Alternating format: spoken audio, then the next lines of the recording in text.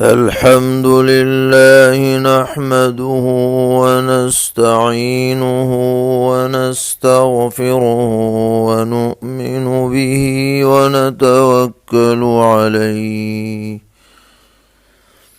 ونعوذ بالله من شرور أنفسنا ومن سيئات أعمالنا من يهده الله فلا مضل له ومن يضلل فلا هادي له ونشهد أن لا إله إلا الله وحده لا شريك له ونشهد أن سيدنا ومولانا محمدًا عبده ورسوله صلى الله تبارك وتعالى عليه وعلى آله وأصحابه وذرياته أجمعين. أما بعد فأعوذ بالله من الشيطان الرجيم. بسم الله الرحمن الرحيم. فما للذين كفروا قبلك مهطعين عن اليمين وعن الشمال عزين أيطمع كل امرئ منهم أن يدخل جنة نعيم كلا إنا خلقناهم مما يعلمون فلا أقسم برب المشارق والمغارب إنا لقادرون على أن نبدل خيرا منهم وما نحن بمسبوقين فذرهم يخوضوا ويلعبوا حتى يلاقوا يومهم الذي يوعدون يوم يخرجون من الأجداث سراعا كأنهم إلى نصب يوفضون خاشعة أبصارهم ترهقهم ذلة ذلك اليوم الذي كانوا يوعدون. صدق الله مولانا العلي العظيم.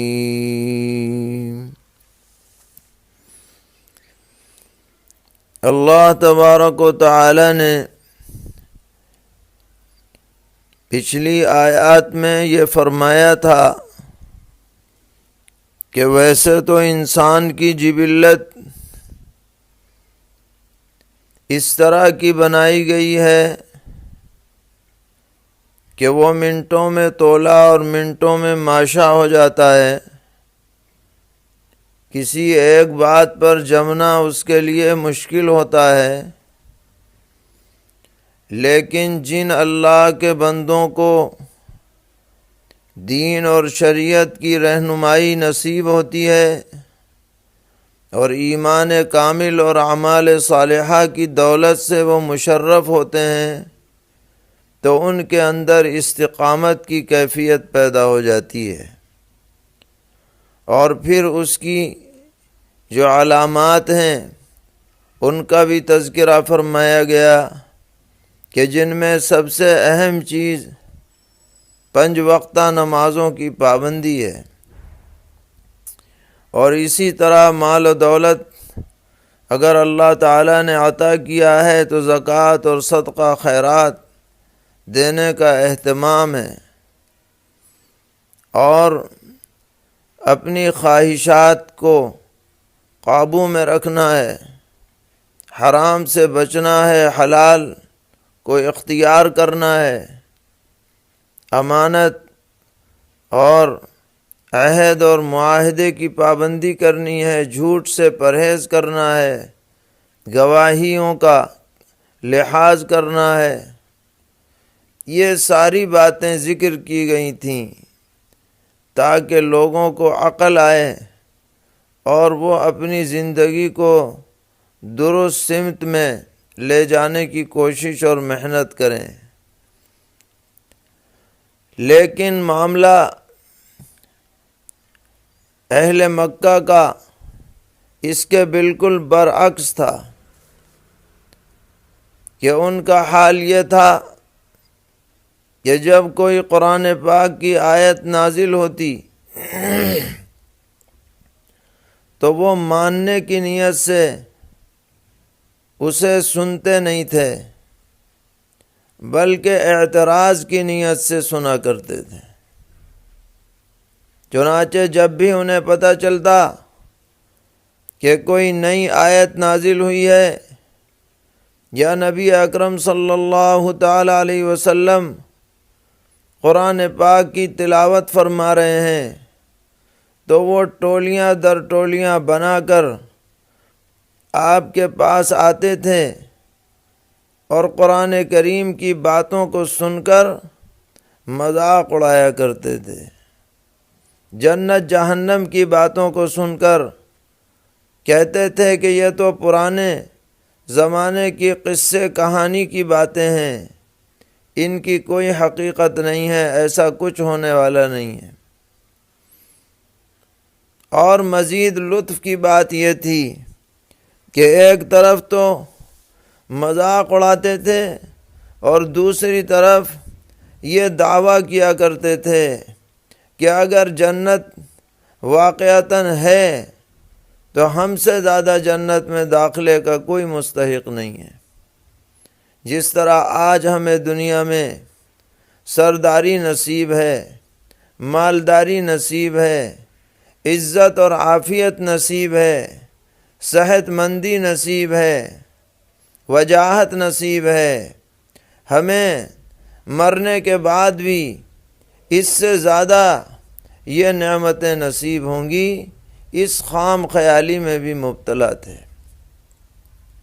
تو اللہ تبارک و تعالی نے ان کی خام خیالی کا جواب دیا ہے کہ بالکل ہرگز ایسا نہیں ہو سکتا کہ نیک عمل کرنے والے اہل ایمان اور بد عملی کرنے والے یہ بے ایمان اللہ کی جنت میں داخل ہو جائیں، ایسا ہرگز نہیں ہو سکتا ہے، اس لیے کہ ان کی تو جبلت ہی خراب ہے۔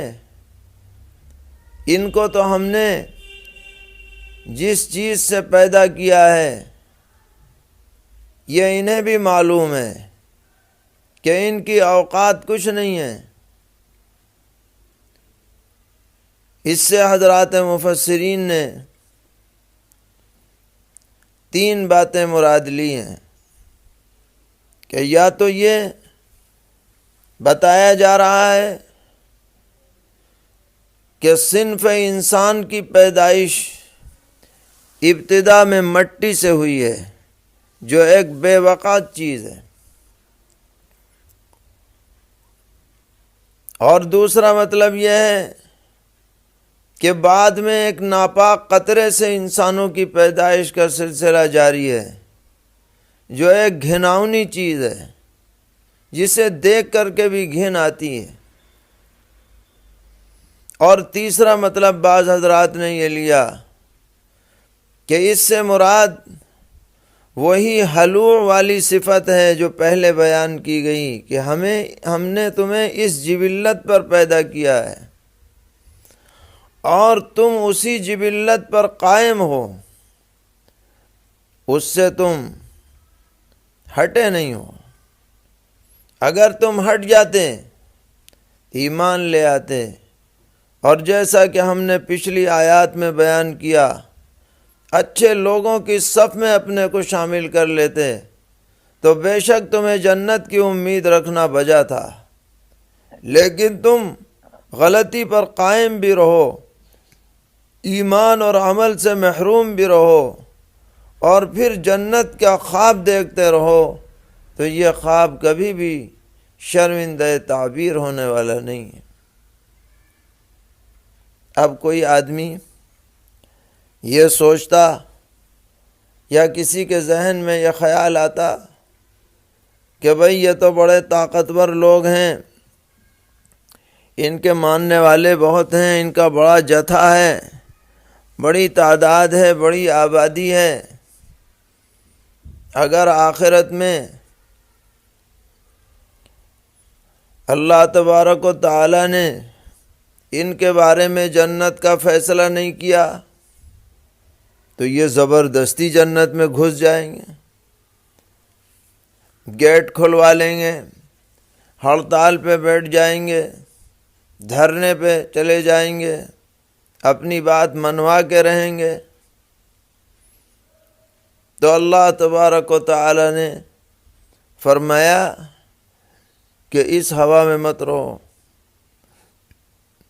اللہ رب العالمین کی ذات کو ہلکے میں نہ لو، وہ ذات ایسی ہے جس کے قبضہ قدرت میں تمام مشرق و مغرب ہے۔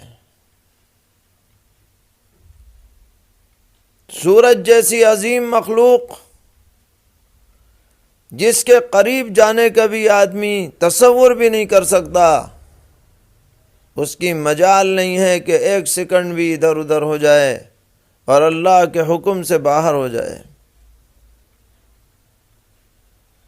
جو وقت اللہ تعالیٰ نے جس جگہ کے لیے سورج کے طلوع ہونے کا لکھ دیا ہے یا سورج کے ڈوبنے کا لکھ دیا ہے،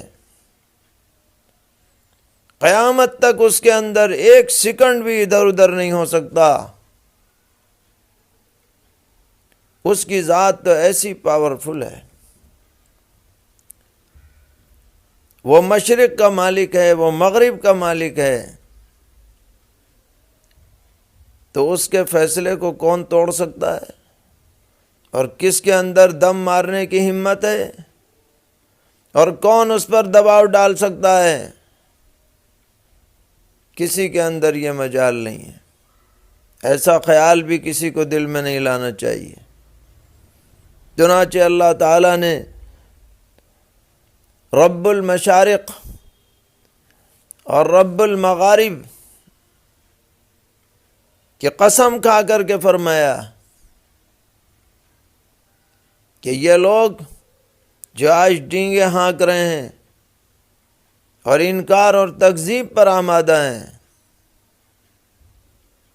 ہماری قدرت میں ہے کہ ہم ان کو اس سے اچھی حالت میں بدل دیں گے۔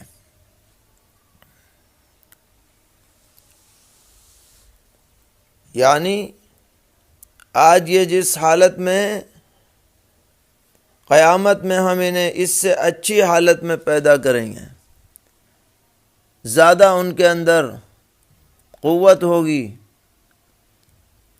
اور زیادہ صفات ہوں گی، اور وہ زندگی یہاں سے زیادہ اکمل ہوگی۔ یہ زندگی تو عارضی ہے، وقتی ہے، محدود ہے۔ قیامت کی جو زندگی ملے گی وہ دائمی ہوگی، وہ زندگی دینے والی ہماری ذات ہے۔ تم تو اپنے وجود پر بھی قدرت نہیں رکھتے، اپنی فنا پر بھی قدرت نہیں رکھتے۔ تمہارا جب یہاں کچھ چلنے والا نہیں ہے تو آخرت میں کیا چل جائے گا؟ قادر مطلق ذات تو اللہ تعالیٰ کی ہے۔ ایک تفسیر اس کی یہ کی گئی، اور دوسری تفسیر بعض حضرات نے یہ فرمائی کہ اللہ تعالیٰ یہ فرمانا چاہ رہے ہیں کہ اگر تم دین پر نہیں چلو گے اور دین کی حمایت اور نصرت نہیں کرو گے اور ایمان نہیں لاؤ گے اور اچھے اعمال اختیار نہیں کرو گے تو ہم تم سے بہتر لوگ دین کے حمایتی اور معاون کھڑے کر دیں گے اور تمہاری کوئی حیثیت نہیں رہے گی، تمہارا نام و نشان مٹ جائے گا، تمہاری قوت و شوکت سب کی سب خاک میں مل جائے گی۔ ایسے لوگ دین کے معاون ہم کھڑے کر دیں گے، یہ ہماری قدرت ہے۔ چنانچہ دنیا کے اندر ہی اس کو دکھلا دیا گیا کہ انصار مدینہ کو اللہ تعالیٰ نے کھڑا کر دیا، جنہوں نے اپنی جان، مال، عزت، آبرو، زمین، جائیداد، باغات سب کا سب اپنا دین پر لگا دیا اور حمایت و نصرت کی ایسی روشن مثال پیش کی کہ قیامت تک اس کا نمونہ ملنا مشکل ہے۔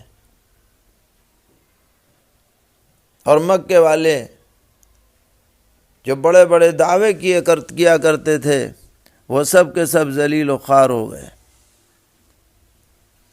فرمایا ہم اگر فیصلہ کر دیں گے تو کوئی ہمارے ہاتھ سے فیصلے کو بدل نہیں سکتا، ہمارے اوپر کسی کا زور نہیں چل سکتا، ہم جو چاہتے ہیں وہ کریں گے۔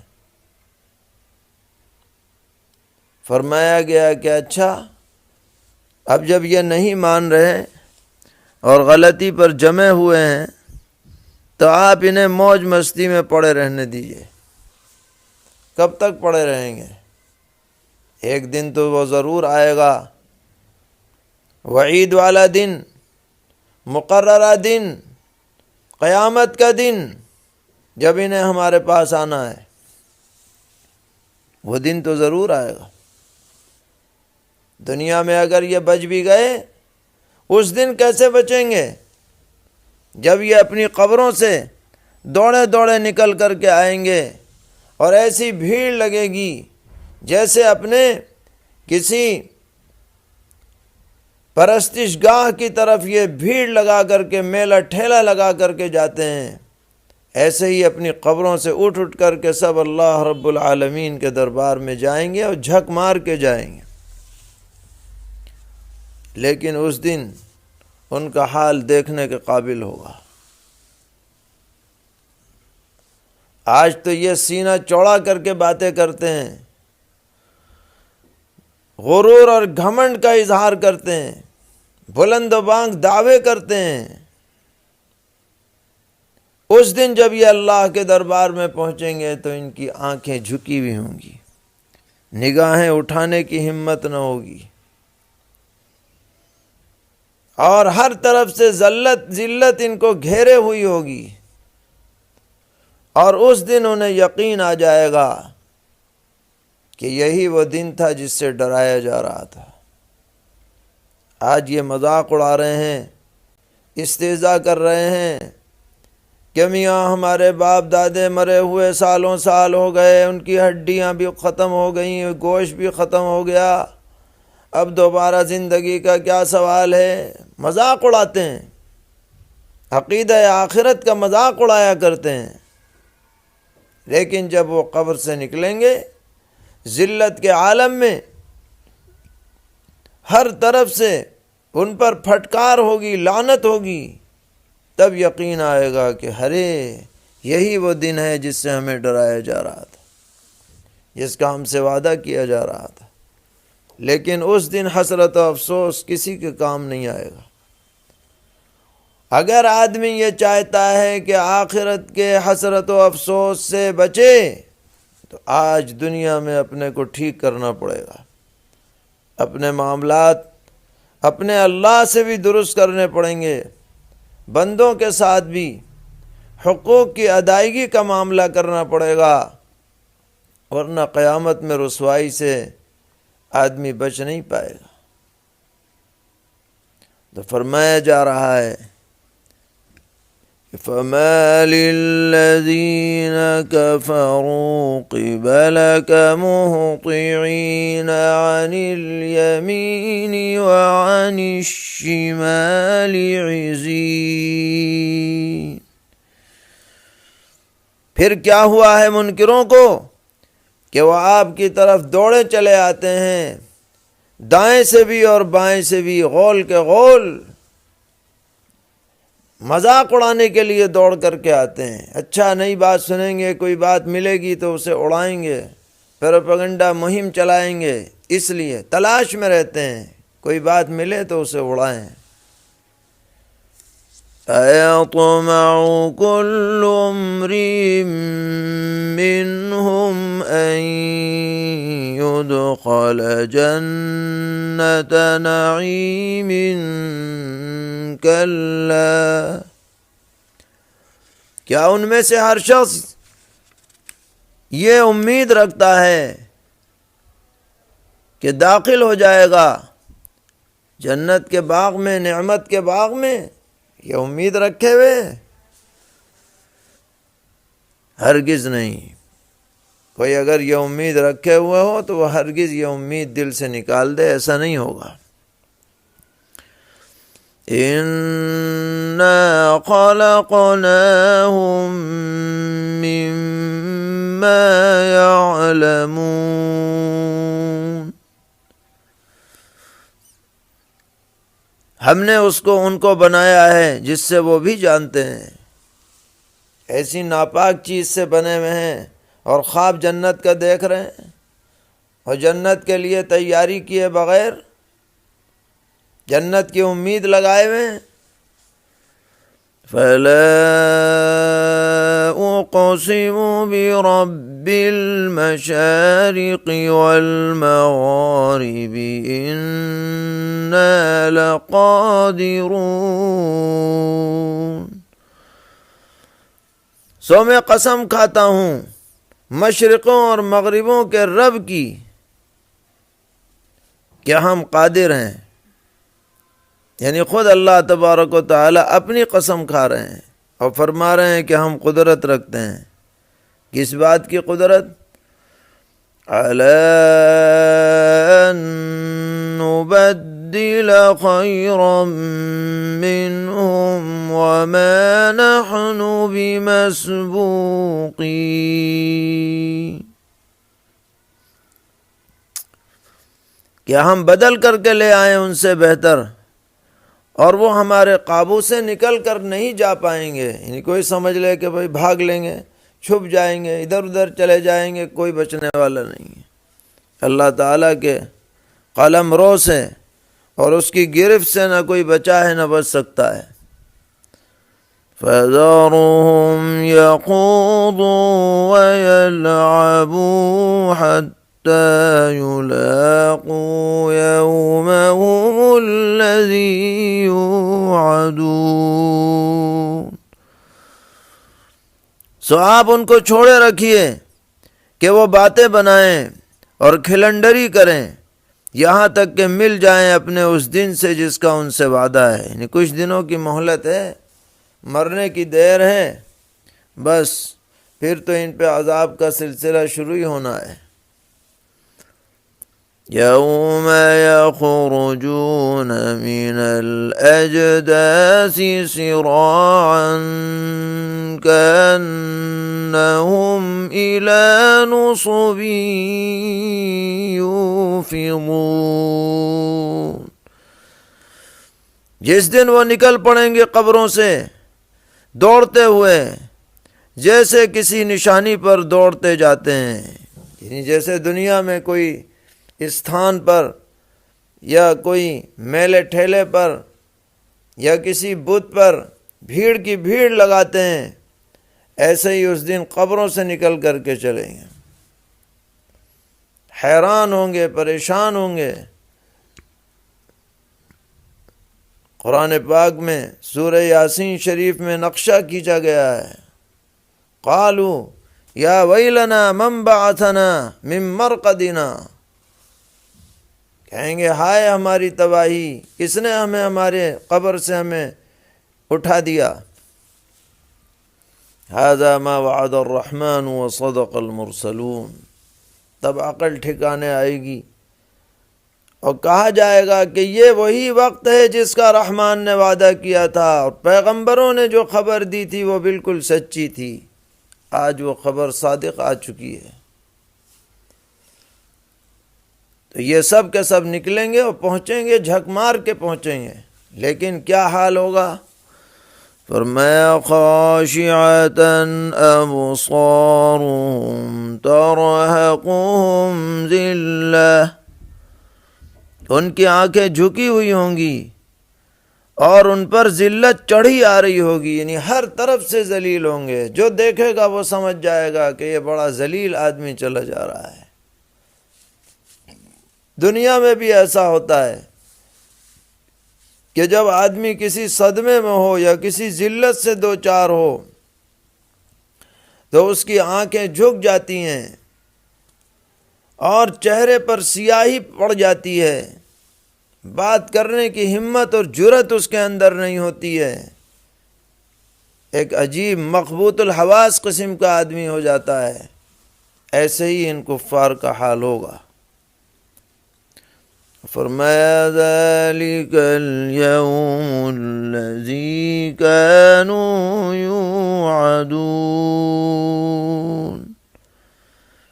یہ ہے وہ دن جس کا ان سے وعدہ تھا۔ کہا جائے گا اسی کو تم بھولے ہوئے تھے، اسی کا تم مذاق اڑاتے تھے، پیغمبروں کے ساتھ استہزاء کرتے تھے، بے توقیری کرتے تھے، ان کی بے عزتی کرتے تھے، ان کو تکلیف پہنچاتے تھے، ان کی باتوں کو برملا جھٹلایا کرتے تھے۔ آج بھگتو، لیکن اس دن افسوس کوئی کام نہیں آئے گا۔ کوئی کافر تو یوں کہے گا کہ مجھے مٹی بنا دیا جاتا تو اچھا تھا، جیسے کہ جانوروں کو مٹی بنا دیا جائے گا۔ اور کوئی یوں کہے گا کہ بس سمجھ میں آ گئی بات، اب دوبارہ ایک دن کے لیے اور بھیج دیں دنیا میں تو پکے مومن بن کے آئیں گے، نیک بن کے آئیں گے۔ مگر اللہ کا فیصلہ ہے کہ جو ایک مرتبہ چلا گیا اب دوبارہ آ نہیں سکتا ہے۔ تو اللہ نے جو نعمت زندگی کی عطا کر رکھی ہے، اس زندگی کو آدمی غنیمت سمجھے اور اپنے معاملات، اپنے احوال، اپنے اعمال، اپنے عقائد درست رکھنے کی فکر اور کوشش کرے، وہی آدمی کامیاب ہے۔ یہی اس صورت کا پیغام ہے۔